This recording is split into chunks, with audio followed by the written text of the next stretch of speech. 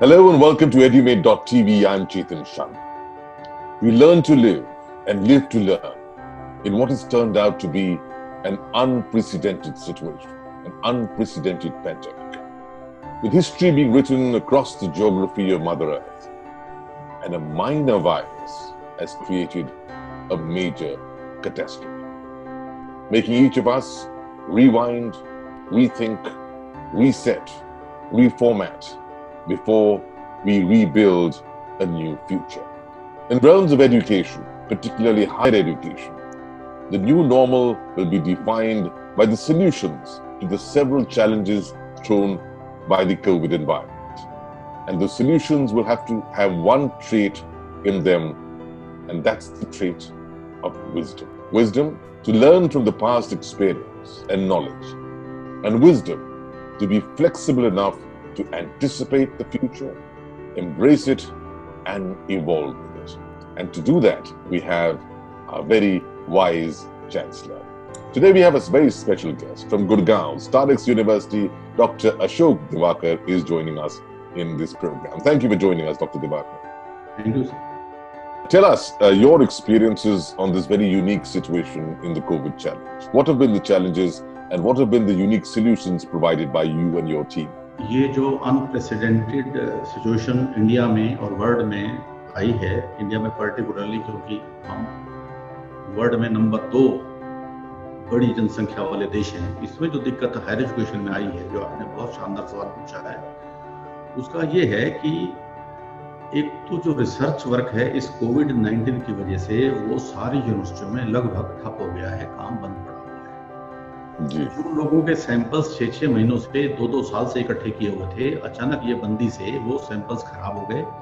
और हमारे यहाँ भी बहुत सारे जो एग्रीकल्चर यूनिवर्सिटीज हैं या NDRI है या बाकी ऐसे विश्वविद्यालय हैं, वहाँ के बच्चे भी इस परेशानी में जूझ रहे हैं कि उनके सालों से मेहनत किए हुए सैंपल खराब हो गए हैं, उनको नए सिरे से लगना पड़ेगा। ये तो हायर एजुकेशन की टॉप जो एशेलोन है उसकी सिचुएशन है। रही उसके बाद पीजी कोर्सेज की, उसके अंदर अचानक जैसे 16 मार्च के बाद या 24 मार्च के आसपास ये लॉकडाउन हो गया, उससे पूरे सिलेबस हमारे पूरे इंडिया में किसी भी यूनिवर्सिटी में पूरे नहीं हुए थे, क्योंकि जनवरी में धूम पड़ती है तो अभी क्लासेस शुरू हुई थी, तो मार्च तक 2-2, 3-3 यूनिट हुए थे, 4-4 यूनिट हुए थे, सिलेबस पूरा भी नहीं हुआ था। ये हमारे सामने चैलेंज थी, तो हमने सब ने मिलकर ये सोचा कि इसके सिवा कोई चारा नहीं कि हम लोग ऑनलाइन क्लासेस लगाएं। शुरू में 70% अटेंडेंस थी सर, फिर 80% होते होते लास्ट में मैक्सिमम 92-3% तक गई, फिर भी 5-7 बच्चे नहीं देख पाते थे किसी वजह से यार। तो एक तो वो हमारी समस्या हमने दूर करी। दूसरा सबसे बड़ी चैलेंज थी पूरे देश भर में एग्जाम की। शुरू में क्लैरिटी नहीं थी, यूजीसी कुछ कहती थी, स्टेटमेंट गवर्नमेंट कुछ कहती थी, हमारे हायर एजुकेशन के लोग कुछ कहते थे, लेकिन ultimately good sense prevailed upon us. Sir, हम लोगों ने खासतौर से जितने भी प्राइवेट विश्वविद्यालय हैं हरियाणा के, गुड़गांव के, हम लोगों ने ऑनलाइन एग्जाम लिया। उस ऑनलाइन एग्जाम लेना भी बहुत बड़ी समस्या थी, तो हम अल्टीमेटली सर सक्सेसफुल हो गए। और आज मुझे ये कहते हुए गर्व हो रहा है, सिर्फ मैं ही नहीं, आसपास के हमारे गुड़गांव की जितनी यूनिवर्सिटीज हैं उन सब ने ऑनलाइन एग्जामिनेशन लेके अपना काम पूरा कर लिया है। और ये चैलेंजेस हमारे सामने थे जिसपे हम पार निकले। चलिए, बहुत बहुत मुबारक हो कि आपने ये पड़ाव को पार किया, लेकिन पड़ाव और भी हैं। और क्योंकि ये ऐसी परिस्थिति है जो पहले किसी ने समझी नहीं, न देखी है, तो सब इससे जूझ रहे हैं, सरकार भी जूझ रहे हैं। तो कहीं न कहीं मतभेद है सरकार के अंदर, चाहे वो केंद्र सरकार हो, राज्य सरकार हो, और साथ साथ जो भी शिक्षा से जुड़े जो भी लोग हैं, चाहे वो माता पिता हो, शिक्षक हो, विद्यार्थी हो, आप जैसे वाइस चांसलर हो, सब चाहते हैं कि कहीं न कहीं जो भी है अस्थिरता का माहौल है, लेकिन अस्थिरता में हमारी जो नीतियां हैं वो स्थिर होनी चाहिए। कुछ न कुछ उसमें जोखिम हो सकती है, लेकिन वो स्थिर होनी चाहिए और वो लगातार कंसिस्टेंट, अनिश्चित नहीं होनी चाहिए, निश्चित होनी चाहिए। ये बहुत जरूरी है। तो इस पर आप क्या करना चाहेंगे, आपकी क्या उम्मीदें हैं? आपकी बात बिल्कुल 16 में सही है कि वो अस्थिर विचारधाराएं थी या सही डॉक्टर नहीं बना पाए थे, लेकिन तजुर्बे के साथ जैसे जैसे सेंट्रल गवर्नमेंट ने वाइस चांसलर की मीटिंग करी, स्टेट गवर्नमेंट ने वाइस चांसलर की मीटिंग करी, हायर एजुकेशन कमिश्नर हमारे साथ बैठे, हमारे विचार सुने, तो वो धीरे धीरे सही लाइन पर आ गए। हमने सरकार को समझाया, रिक्वेस्ट की, वो माने। सर फाइनल ईयर का एग्जामिनेशन होना चाहिए, और जैसे हमारे पास थोड़े बच्चे हैं तो हमने ऑनलाइन ले लिया, जो ज्यादा बच्चे हैं जैसे एमडी यूनिवर्सिटी के हैं, रोहतक कुरुक्षेत्र यूनिवर्सिटी के हैं, वो फिजिकल पेपर, डेस्क वाला पेपर या क्लास में जैसे बैठकर एक पेन छोड़कर वो लें, उसके बिना काम नहीं चलेगा। अल्टीमेटली यूजीसी ने यही कहा। हमें खुशी है कि हम वो एग्जाम करा चुके और नेक्स्ट वीक हमारे रिजल्ट भी आ रहा है और बाकी यूनिवर्सिटियां भी फॉलो कर रही हैं। अब कैंपस वापसी एक तो ये मुद्दा है, और दूसरा है कि ऑनलाइन एजुकेशन जो है वो, चलिए आपने कहा कि आप उसमें वहां पे आप काफी सफल रहे हैं उस पर तब्दील होने के लिए, लेकिन ऑनलाइन के साथ साथ ऑफलाइन भी होना बहुत जरूरी है, यानी ब्लेंडेड एजुकेशन जो है आने वाले समय में आएगा। तो इन दोनों पर आपकी इस वक्त क्या तैयारी है? बहुत ही इस वक्त पुख्ता राय हमारी बन चुकी है, और हम इस समय ना बहुत सीनियर लोग जो 4-5 हैं उनके साथ मैं यूनिवर्सिटी में बैठा हुआ हूँ। हमने ये तय किया है कि इस 27 जुलाई से ऑनलाइन क्लासेस हमारी शुरू हो जाएंगी। बच्चों को कह दिया, चाहे उन्होंने हमारे पास नए साल का दाखिला भी नहीं लिया, हमारा कोई बात नहीं, वो हमारी क्लासेस अटेंड करें। पहले दिन सिलेबस लिखवाएंगे, सारी बात करेंगे, रोल नंबर देंगे, आइडेंटिटी कार्ड दिखाएंगे। अब उसके बाद ये है कि उम्मीद है कि सितंबर में या अगस्त के एंड में हरियाणा सरकार या बाकी स्टेट्स की सरकारें जहां जहां ठीक समझेगी कैंपस खोलेंगी। अगर कैंपस खुलेगा, क्योंकि कैंपस में आए बिना बच्चे का 360 डेवलपमेंट नहीं, डिग्री का डेवलपमेंट नहीं होता। वो बच्चों से भी सीखता है, लाइब्रेरी में बैठेगा, क्लास भी देखेगा और अपने सिनॉप्सिस भी लिखेगा और सेमिनार्स भी करेगा, और तो वो अभी पॉसिबल नहीं है, क्योंकि हमने सरकार के नियमों को मानना है, एमएचए के नियमों को मानना है। तो उसलिए पहली हमारी कोशिश ये है कि हम 27 तारीख से ऑनलाइन क्लासेस टाइम टेबल पढ़ा जा चुका है और सिलेबस सबके चेक हो गए हैं, और 27 तारीख को अगर आप दोबारा भी रीचेक करेंगे आपको बताएंगे we have been successful, classes हमारी लगी, बच्चों को बता दिया है 27 से शुरू होंगी। अब जो ऑफलाइन कैंपस है हम तब तक नहीं करेंगे जब तक हमें सरकार इजाजत नहीं देगी, हम सरकार के बाहर नहीं जाएंगे। जी, सरकार की तो सोच है, क्योंकि मैंने कुंवरपाल जी से बात की थी, करीब 10 दिन हो गए बातचीत की हुए, उन्होंने मेरे को विश्वास दिलाया था, और वो खुद सकारात्मक सोच के हैं और प्रगतिशील सोच के हैं। उन्होंने कहा था कि बहुत से जल्द उनकी भी एक कोशिश है कि फिर से ऑफलाइन जो है फिजिकल कक्षाएं शुरू हो जाए। तो ये उन्होंने उम्मीद जताई थी, तो शायद आपसे भी इस विषय में बातचीत हुई होगी। इस बात का ज्ञान है पूरा कि हमारे यहाँ एक उच्चतर शिक्षा एक और बॉडी है हमारे पास, तो वहाँ भी और हायर एजुकेशन कमिश्नर भी हमें बता रहे हैं कि भाई जल्दी ही फैसला सरकार लेगी, बताते नहीं कब खुलेंगे, जल्दी से फैसला सरकार लेगी और पॉजिटिव लेगी। अब ये तो एक पड़ाव है जो अभी परेशानी आ रही है, लेकिन शिक्षा जो है वो आज एक छात्र करता है भविष्य के लिए, और भविष्य में बहुत तब्दीलियां आने वाली है, बहुत बदलाव है। खासकर जो है उनके करियर ऑप्शंस को लेकर, जो नौकरियां मिलेंगी वो भी नए प्रकार की होंगी, जिसके लिए उन्हें नए प्रकार के आयाम की जरूरत है, नए कोर्सेज की जरूरत है। और इस वक्त जो एक नया चाल चलन चला है वो है इंटरडिसिप्लिनरी काम करते हैं, यानी कि आप जो है फिजिक्स जरा सब्जेक्ट ले सकते हैं और साथ साथ जो है आप म्यूजिक भी पढ़ सकते हैं, यानी कि एक चीज जो है वो आपकी रुचि से जुड़ी हुई है और एक चीज जो है शायद आपको वो नौकरी दिला सकती है। तो इसमें जो है स्टारएक्स कहाँ तक सफल रहा है इन चीजों को लाजमी करना। बिल्कुल आप ठीक कह रहे हैं। मैं ये कहता हूँ कि न केवल स्टारएक्स, बाकी हरियाणा के जितने विश्वविद्यालय हैं एब्रप्टली उन्होंने ये सिस्टम शुरू नहीं किया है अभी। अब मान लो जो बच्चा एमएससी फिजिक्स पढ़ रहा है हमारे पास और एमएससी फिजिक्स प्रीवियस कर चुका, अब सेकंड ईयर में आएगा, हम उसको बदल नहीं सकते क्योंकि यूजीसी से परमिशन लेनी है, गवर्नमेंट से परमिशन लेनी। ये जब नेक्स्ट सेशन आएगा तब से तो पॉसिबल हो सकता है। इस समय सिर्फ वही कोर्स पढ़ेगा जो वो पढ़ रहा है, जो सिलेबस प्रिस्क्राइब किया जा सकता है, क्योंकि हम अचानक नए तरीके से उसका मेकअप करके कच्चा पक्का करके उसको बाजार में नहीं भेजते हैं। जब तक हमारे पास प्रॉपर इसकी कोई सूचना या अधिकार नहीं होगा हम बच्चे को संकट में नहीं डाल सकते। लेकिन आप इस बात तो मानते हैं कि केवल मार्क्स के लिए तो बच्चा पढ़े तो उसका भविष्य जो है एक तरीके से अंधकार में, जब तक जो है उसको होलिस्टिक एजुकेशन ना मिले, जब तक छात्र का चरित्र नहीं बढ़ेगा होलिस्टिक एजुकेशन के जरिए, तो देश का चरित्र नहीं बन सकता। वो तभी पॉसिबल है कि जब हम ऑफलाइन, जब हमारे कैंपस में बच्चे आएंगे, हर तरह की उनको एजुकेशन मिलती है, बाहर से आए हुए लोगों से उनका रूबरू कराते हैं, इंटरेक्शन कराते हैं, लेकिन वो एकदम कोरोना के चलते अचानक वो नहीं किया जा सकता। वो होगा, ये भविष्य यही है। अगले साल होगा, ये सेशन शुरू हो चुका है, इसके बीच में हो जाए, या जो 21-22 का सेशन होगा उसमें होगा, लेकिन अभी नहीं हो रहा। आने वाले समय के लिए आपके पास पर्याप्त तैयारियां हैं SRX के लिए? क्या क्या आपने योजनाएं बनाई हैं? अगले समय के लिए हमने तैयारी इतनी करनी है कि एक बार हमें गाइडलाइंस यूजीसी की मिल जाए, क्योंकि यूजीसी की गाइडलाइंस के बिना जो बच्चा जहां भी अपीयर होगा उसको उस निगाह से देखा जाएगा कि ये तो स्कीम ही नहीं है, हमें सुनी ही नहीं, हमें पता ही नहीं। ये स्कीम जब आ जाएगी, हम उसके लिए क्या करेंगे कि कुछ हमें बिल्डिंग्स नहीं बनानी पड़ेगी, या कुछ इंफ्रास्ट्रक्चर हमें नया बनाना पड़ेगा, कुछ लाइब्रेरी के सेक्शंस ऐड करने पड़ेंगे, कुछ हमें सॉफ्टवेयर से नए लेने पड़ेंगे। तो उस तैयारी को हमें लगभग 1 महीना चाहिए, इससे ज्यादा नहीं। हम उसके लिए तैयारी कर लेंगे। चलिए, इसके लिए भी विश्वास दिलाने के लिए बहुत बहुत शुक्रिया। अब ये बताइए कि अगर आप पूरा माहौल देखें तो पुराने माहौल और अब के माहौल में जो एक बहुत बड़ा फर्क है वो है विकल्पों का।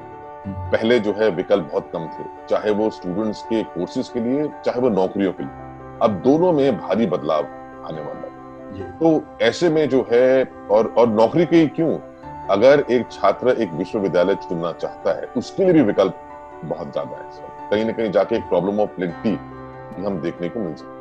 तो ऐसे आलम में StarX यूनिवर्सिटी की USP क्या है? ज्यादातर मतलब 60-65% जो पेरेंट्स आते हैं उनकी ये है कि हमने बच्चे को दूर नहीं भेजना, कोविड की वजह से, कि भाई वहां बच्चा संकट में पड़ जाए, बंद हो जाए, ट्रेनें बंद हो जाए, गाड़ियां बंद हो जाए, हमारे घर वापस आ ना पाए। तो इसलिए अब ये इस समय जो रिसेंट ट्रेंड चल रहा है, हर पेरेंट अपने बच्चों को नजदीक के विश्वविद्यालय में दाखिल कराने की सोच रहा है। दूसरा, जो स्टूडेंट है वो ये चाहता है कि मुझे एक अव्वल दर्जे की टॉप क्लास पढ़ाई मिले। तो उसके लिए हमने क्या किया है कि खुद भी नोट्स अभी से बच्चों के लिए टीचर्स हमारे तैयार कर रहे हैं, और किस तरीके से सिलेबस को कैसे कैसे हमने डील करना है उसकी भी तैयारी शुरू हो रही है। यानी कि वो पहले चीजें हमारे पास ऐसे नहीं होती थी, अब हम नए सिरे से इन सिचुएशंस को देखकर अपनी तैयारी पूरी कर रहे हैं। बहुत ही आपने अहम मुद्दा उठाया है कि आजकल जो छात्र है, माता पिता है, वो ये चाहते हैं कि जो